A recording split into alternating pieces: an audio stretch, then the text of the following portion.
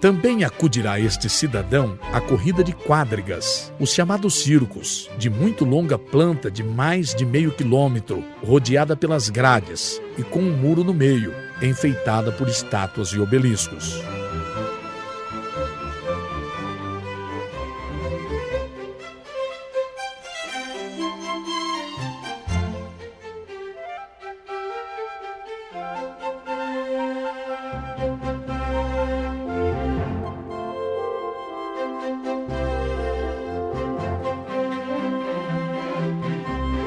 Embora o espetáculo favorito seja pouco recomendável, tenha lugar em uma estrutura oval, diferente de todas as anteriores, que nascera da união de dois teatros semicirculares, pelo que recebe o nome de anfiteatro.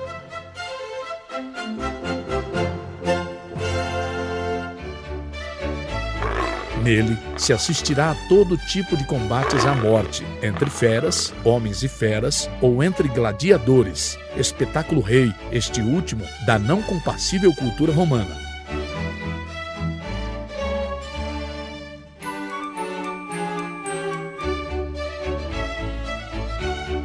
O principal anfiteatro é o Coliseu de Roma, mandado edificar pelo imperador Vespasiano no século I depois de Cristo, com capacidade para 50.000 espectadores. O Coliseu está concebido como uma verdadeira máquina de entretenimento, que pode se transformar à vontade num recinto coberto, por meio de um enorme toldo deslocado por companhias de marinheiros, receber um pequeno lago de 1,5 metro de profundidade, onde se representava batalhas navais, até aparecer e desaparecer feras, guerreiros e tramóia, quase de qualquer ponto da arena, ou ser despejado rapidamente de seu público inumerável, através de uma estratégica distribuição de corredores e escadas. Sua majestosa beleza procede de sua perfeita funcionalidade, mas também dos arcos que envolvem seu perímetro, aliviando visivelmente sua enorme moldura, a da variedade decorativa de suas falsas colunas com a combinação das 3 ordens gregas.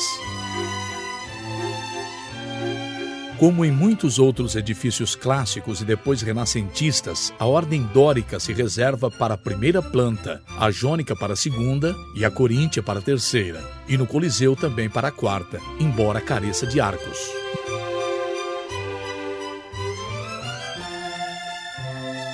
Do mesmo modo que o gênio arquitetônico de Roma se manifesta nas obras mais práticas e funcionais que nos templos consagrados aos deuses, também em escultura é mais genuína sua contribuição, menos grega em total, quando se separa dos temas mitológicos e apresenta com sincero realismo gêneros mais reais, como o retrato e o relevo histórico. Sem embargo, é preciso levar em conta que muitos dos artistas e escultores, em particular que trabalham em Roma, são de origem grega, e que muitos artistas romanos viajam à Grécia para aprender seu ofício. E que, de fato, a maior parte das estátuas que hoje atribuímos aos grandes mestres gregos são cópias romanas em mármore, dos originais em bronze, hoje completamente perdidas, realizadas para colecionadores romanos das classes mais altas. No retrato, o traço destacado é a completa fidelidade aos traços intocados do modelo, de modo que é fácil determinar a infinidade de gostos que chegaram intactos aos nossos dias através de suas roupas e penteados, especialmente nos retratos femininos, que reproduz fielmente a evolução da moda.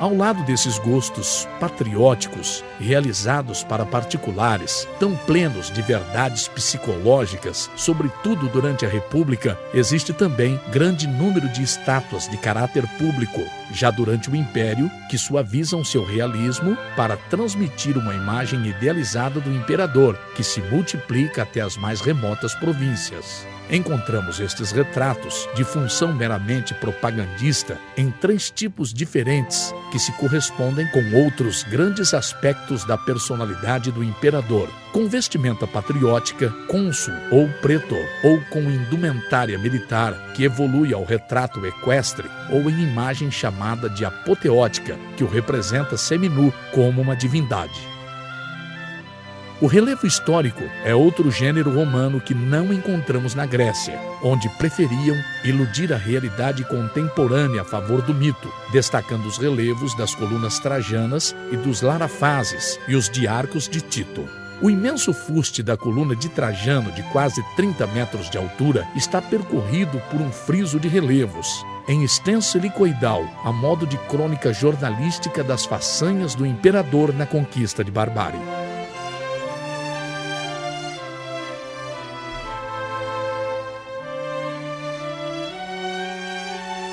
No último período do Império, o retrato perde sua naturalidade, fazendo-se cada vez mais hierático, ao mesmo tempo em que acentua com profundas inquisições os traços do rosto.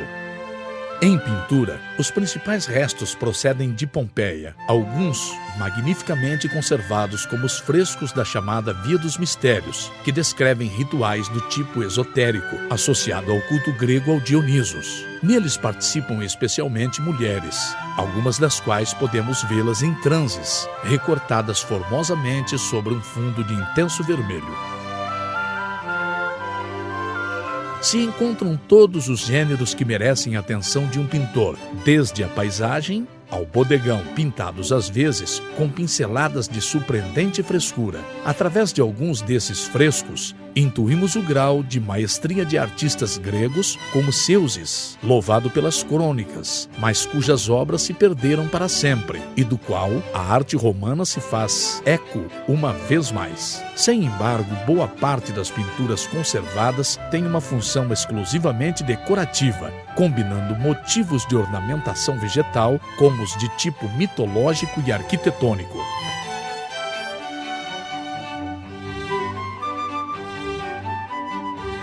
Restos mais abundantes repartidos por todo o Império nos ficaram do mosaico utilizado sobretudo para decorar o chão de edifícios públicos e casas da pátria. Apesar da infinidade de escolas e estilos, o tipo mais frequente está formado por pequenos cubos de pedra, mármore, chamados teselas, de 1 centímetro de lado, em branco e preto, ou a toda cor, segundo as modas, que se agrupam para formar desde solenes cenas mitológicas a representações de animais simplesmente decorativas, organizando as mesmas dentro de uma estrutura de caráter geométrico.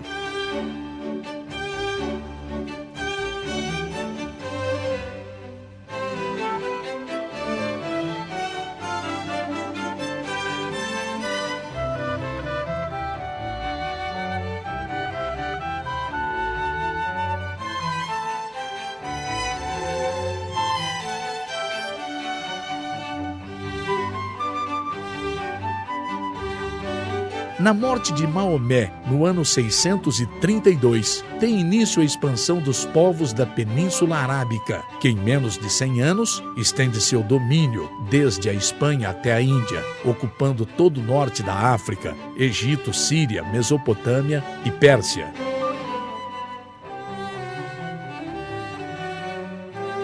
A igual que o persa, o povo árabe carece de formas artísticas que possam prevalecer sobre as dos povos submetidos, abrindo a sua grande variedade estilística de seu vasto território, e especialmente as formas da arte bizantina, paleocristã, persa e helenístico. A unidade política deste fulgurante império foi, sem embargo, muito precária. e não sobrepassará a primeira dinastia chamada Omeia, que teve sua capital em Damasco. A partir de então, avançarão juntas a fragmentação do poder e das formas artísticas dos povos do Islã. Sem dúvida, o monumento mais importante da arte do Islã é a Mesquita Casa de Oração para uma religião que carece de credo.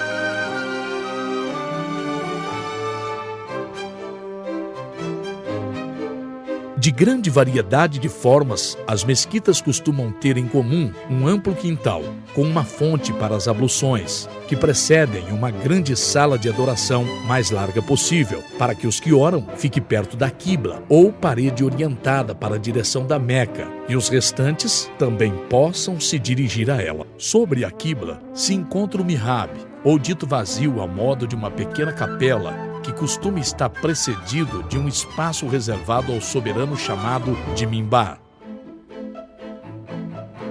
A um lado do quintal de acesso, o minarete é a torre que se chama a oração 5 vezes ao dia, contribuindo sempre um contraponto vertical ao extenso perímetro da mesquita. Muitas mesquitas ou palácios muçulmanos têm em comum sua enorme riqueza decorativa, especialmente nos interiores, e também a ausência de representações de seres vivos, devido à prescrição do Alcorão.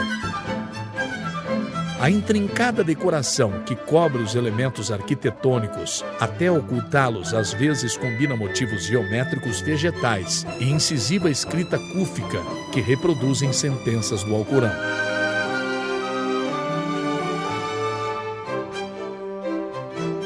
De riqueza às vezes deslumbrante, o resultado final pode contrastar com a pobreza do gesso que lhe serve de suporte, embora também se utilizem outros materiais como o estuque, a cerâmica ou os azulejos policromados.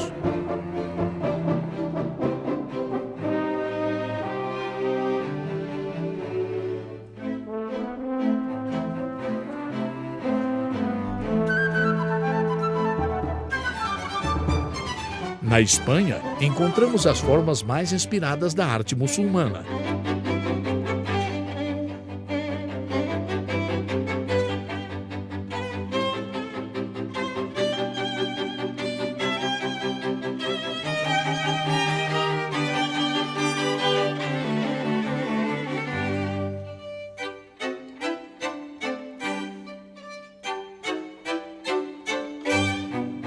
A cidade palatina de Madinat al-Zahar reflete, junto com a mesquita de Córdoba, a esplendor que alcança a dinastia Omeia em seu refúgio, a Al-Andalus, ao sul da Península Ibérica.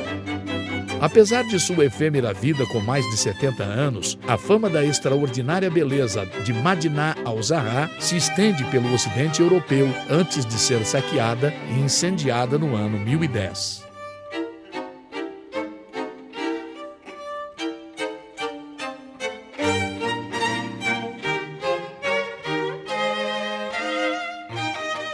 De seu retângulo de muralha sobre 3 terraços escalonados, hoje admiramos especialmente o Palácio do Califa, no terraço superior, e dentro dele o chamado Salão Rico de Abd-ar-Rahman III, cujos restos ainda nos evocam recepções oficiais de uma magnificência sem igual na Europa no final do primeiro milênio.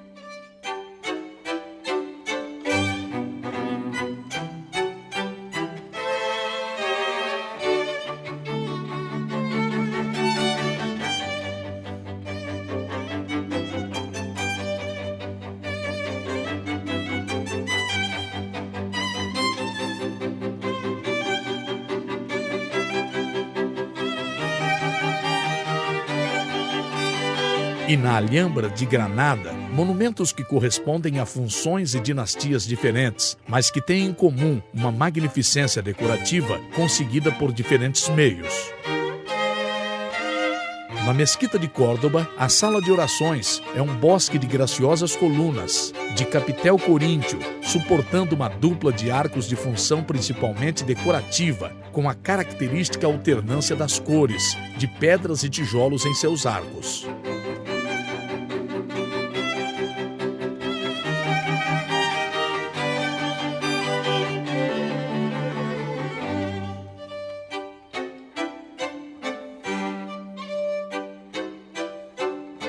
No Palácio da Alhambra, assistimos à fase barroca do estilo, com proporções decorativas de formas geométricas e abundância de macadabes, estalactites de gesso em forma de prisma truncado, cujo acúmulo em arcos, cúpulas e abóbadas produzem um efeito de assombrosa riqueza.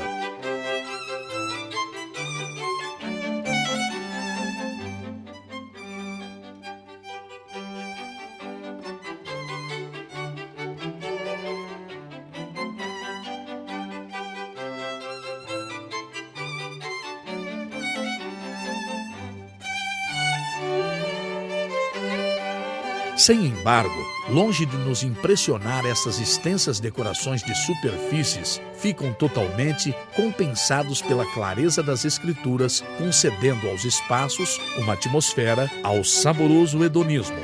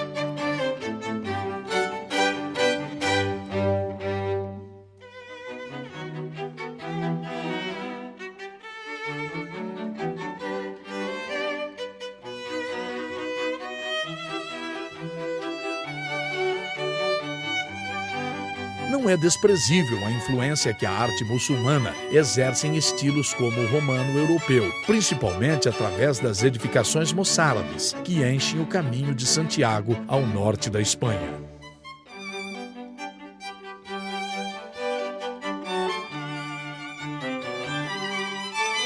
E ainda será maior esta influência no estilo mudéjar, associados aos territórios espanhóis, liberados recentemente da dominação muçulmana, onde as técnicas e formas islâmicas se fundem primeiro com o estilo romano e depois com a do gótico, dando origem a construções híbridas, baseadas nos tijolos para os muros, gesso para a decoração e a madeira para as coberturas.